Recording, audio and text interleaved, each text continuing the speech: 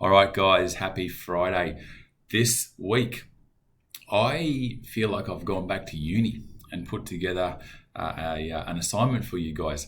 I wake up in the morning and do what I do, and I spend a little bit of time eating brekkie, watching the business channels, the American markets, finishing about 7 in the morning, and what's happening over there, what's going to happen in Australia today.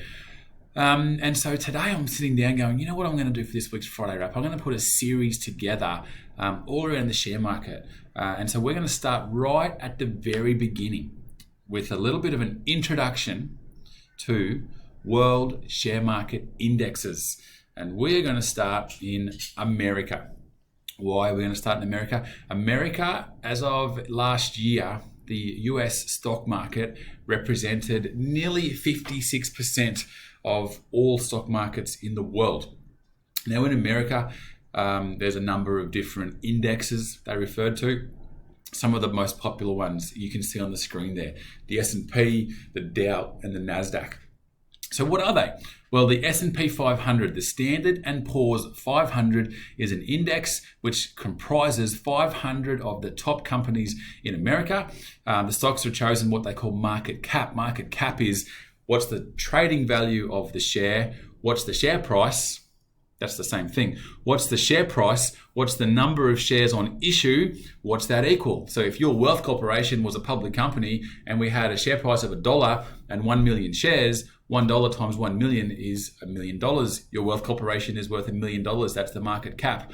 So the value of these companies, shares times their sale price or their share price, equals their market cap. The top 500 of them make the S&P 500. The S&P 500 represents nearly 80% of the US stock market. What about the Dow? The Dow Jones Industrial Average, one of the oldest and well-known indexes in the world. It represents 30 of the largest and most influential stocks in America, and it represents about a quarter. So I always find these numbers interesting. You know what I'm like with my numbers. Always find it interesting that the top 30 represent a quarter, the top 500 represent about 80%. So these 30 are big players, big money. And as we go through this little series, I'll start to dig into who are those 30, what are they worth, what's number 500 worth, all that sort of stuff. So I'm pretty excited about these next few weeks.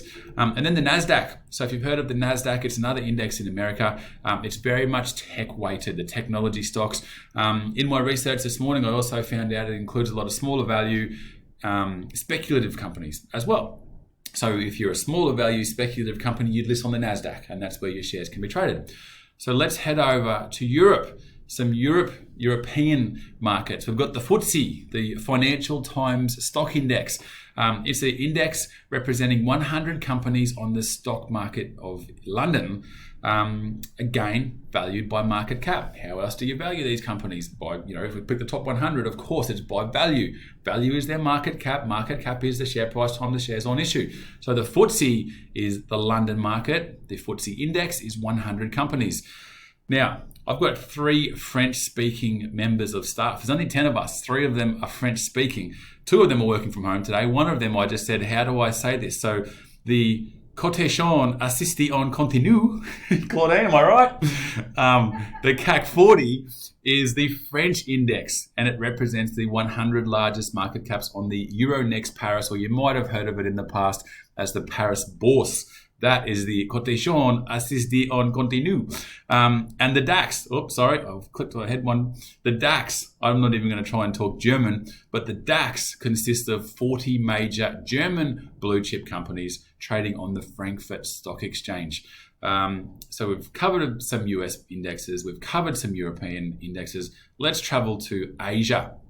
A few Asian index.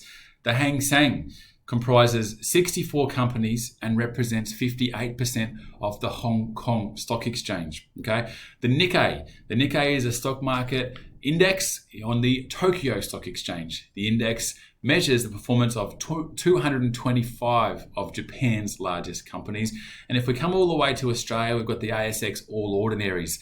Again, in Australia, there's a number of different indexes: the ASX 200, the ASX 300, or the All Ordinaries. The All Ords, as we know it, consists of 500 of the largest companies, and it accounts for 85% of the Australian equity market. So there you have it. the introduction, let me make this go bigger, to world market indexes. I said Japan, sorry, not Japan, USA represents 56% of the entire indexes around the world, or the stock markets around the world, followed by Japan, followed by China. This series might go for another 3 or 4 weeks, maybe even longer, because as I said, if we go to America, if we go to the Dow, which represents, what did I say the Dow represents? If I quickly go back there, the Dow represents the top 30, but it makes up a quarter. What are those companies? Okay. What's Australia's biggest company? How much does it pay in dividends? What's the yield?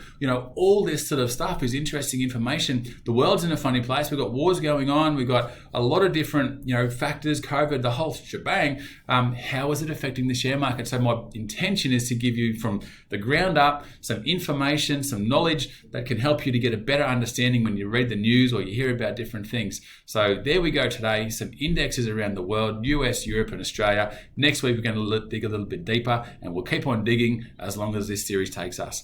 All right, guys, happy Friday. Hope you enjoyed that one. See you next week with a bit more on it.